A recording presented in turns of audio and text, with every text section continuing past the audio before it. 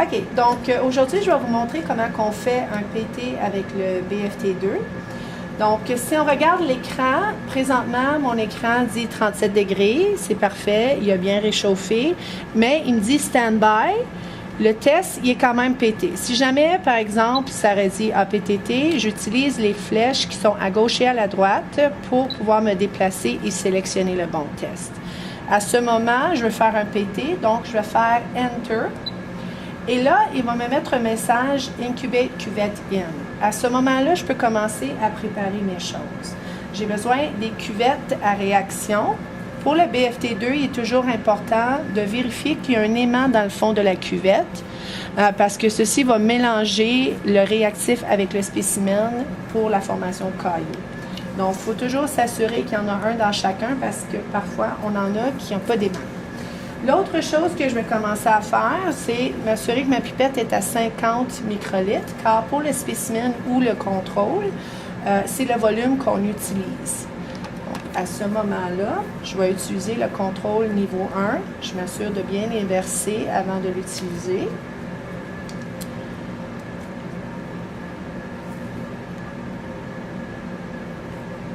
N'oubliez pas d'essuyer votre embout. Et lorsque vous allez pipeter à l'intérieur de la cuvette, vous assurez que vous n'avez pas de bulles de présent ou de très grosses bulles, parce que ça pourrait interférer avec votre test.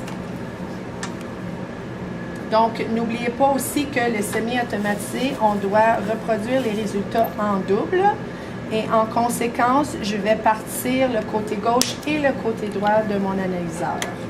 Donc, présentement, mon contrôle est en train de réchauffer. Je vais faire Incubate de chaque côté pour lui dire que je suis en train de chauffer à 37 degrés.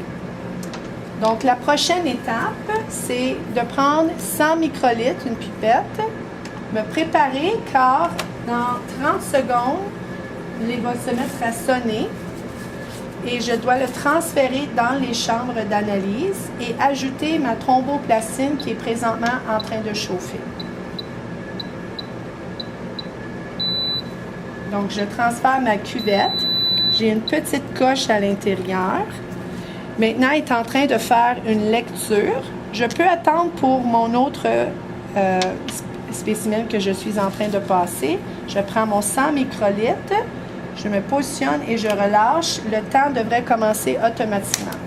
Je fais la même chose avec ma deuxième cuvette ici du côté qui est droit.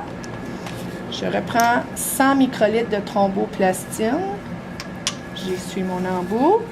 Et lorsqu'il dit go 100 microlitres, je me place et je relâche. Le temps devrait commencer aussi.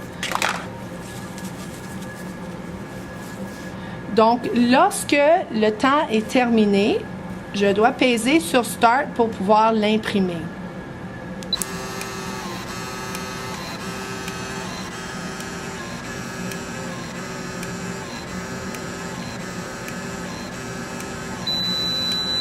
Même chose pour l'autre côté, je pèse Start, il va imprimer ce côté-là aussi.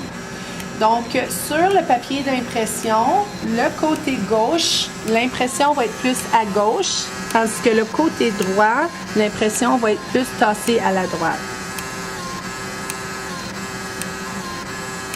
Il est très important de conserver le papier imprimé avec les résultats et de le rattacher à la requête lorsque vous allez me remettre vos résultats à la fin du laboratoire.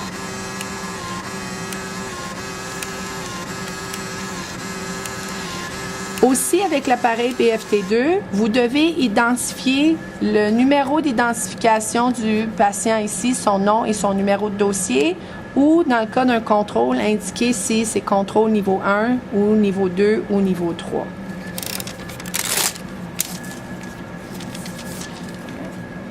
Pour les cuvettes comme telles, une fois que vous avez terminé, vous devez faire Reset. Jetez la petite cuvette dans un sac de Biorisc orange